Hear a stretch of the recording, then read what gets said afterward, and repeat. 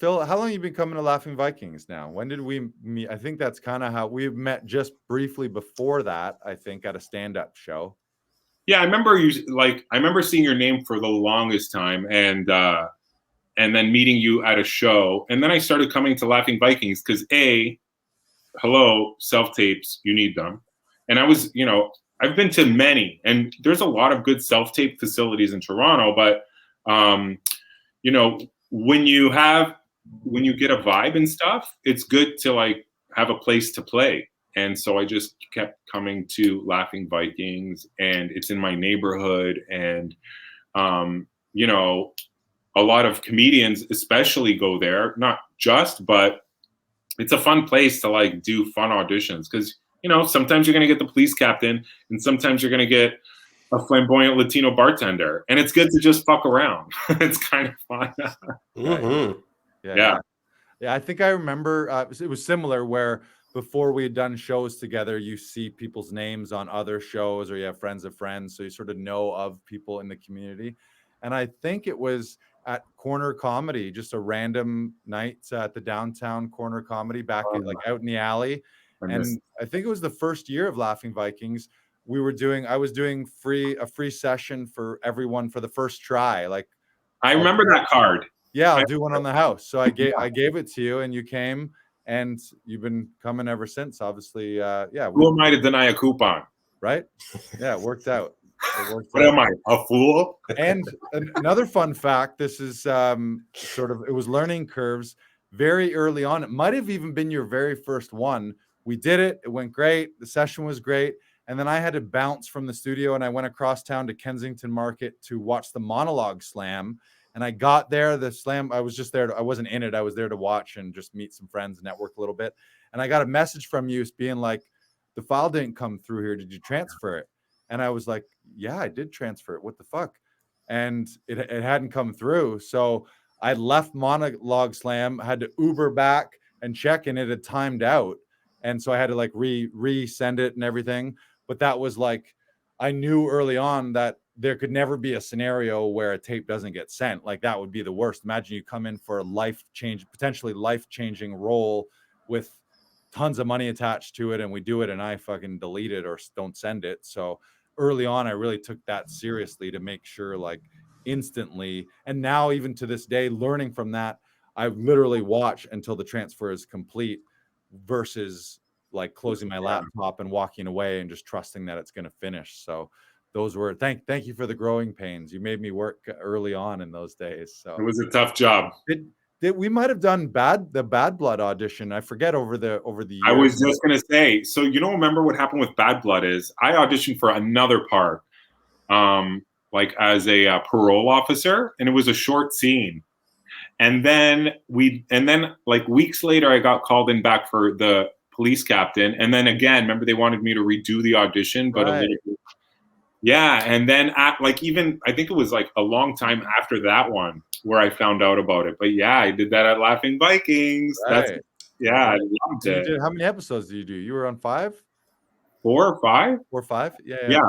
Nice. 4 or 5. Yeah, I can't remember. But check them out, everyone, on Bad Blood. CTV, right? Is that what it was on? I don't know where did it land now? Is it on one of the streaming sites? It's on Netflix now. On Netflix. Check out Phil as the captain in Bad Blood.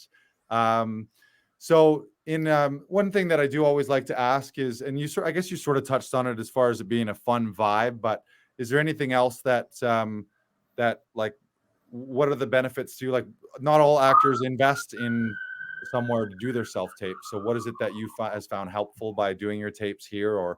And now you do a lot by Zoom too. So that's a lot that's kind of different. It is very different. I mean, I like it because, like I said, you build a rapport and then you have a way of doing things. It's like, okay, this is what I need to do.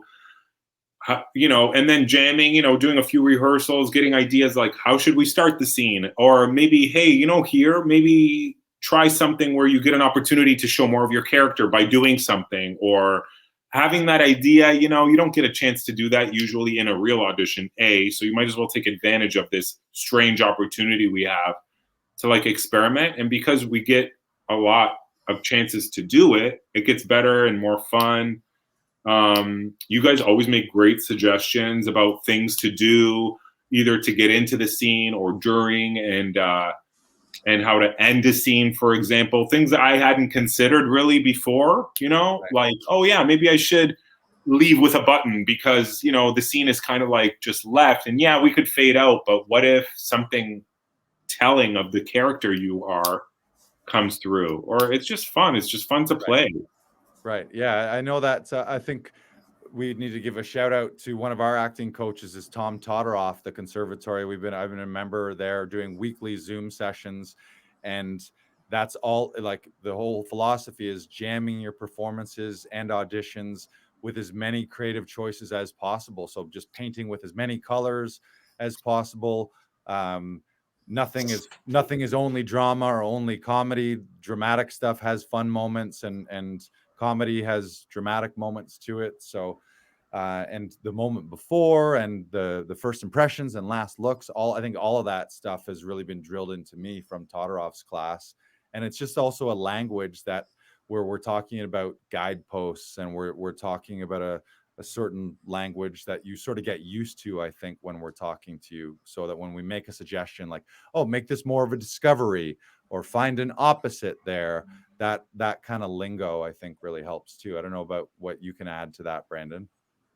No, you hit the nail on the head, Lars. Like that's what we try and do. Like, especially the moment before. I think the moment before and relationship, especially for auditions, really enhance the performance for your self-tape and or audition. Just because, like, we want to be invited into the character's life. We don't want to just be like, hey, there you go. Ah! Like, that's not appealing. Right. Like, already. Yeah, like, that's what I did this afternoon. And, what are you talking about?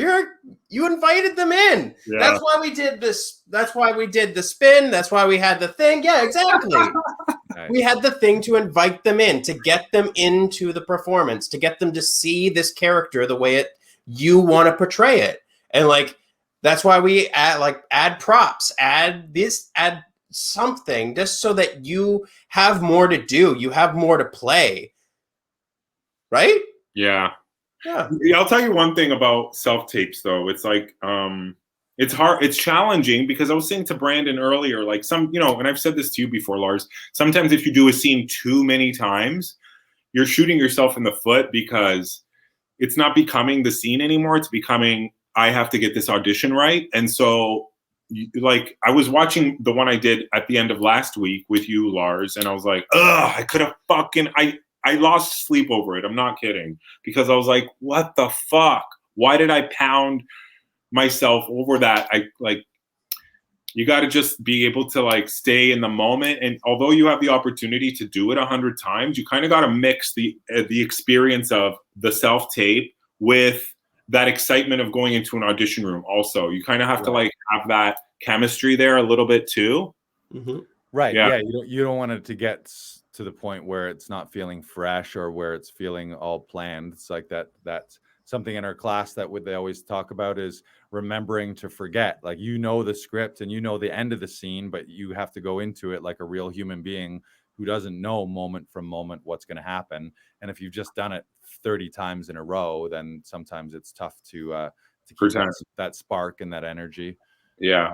That's great. Well, we love having you here. And our philosophy always, and my philosophy here, is just, we never really like build it as coaching or anything, but we always want to make sure that if we're offering up creative suggestions and ideas, that hopefully the idea is always if someone's tape or their idea for the scene, what they were thinking was here, that we give them a few more things to bring it up to here, so that you're feeling with that collaboration and some outside eyes and a little outside direction, that you sort of up leveled your performance and offered up something a little more creative than if it just had been something you did by yourself. Or certainly the thing that I think a huge trap is, anyone who's still doing it with a non-actor family member must just be a nightmare for them to deal with someone who's not used to taking words off the page or having to. Yeah, and it's not fair to them either. I've done it before, and it's like, ugh. But at the same time, though, when you go to an audition, it's kind of funny, because you do see that in the breakdown, like, please try not to involve family members in self-read in the read, because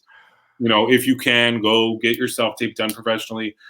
But when you go to a real audition, sometimes that's the way the reader reads, is like as if they're not actors at all, which a lot of the times they are actors, but it's just to like remove any sort of influence on what decisions I guess you've made for your character. But at the same time, it's like reality. That's exactly what fucking happens in an audition. That's true. Like, I'm supposed to be crying here, my baby's dead, or something like you're just like, and then I don't care.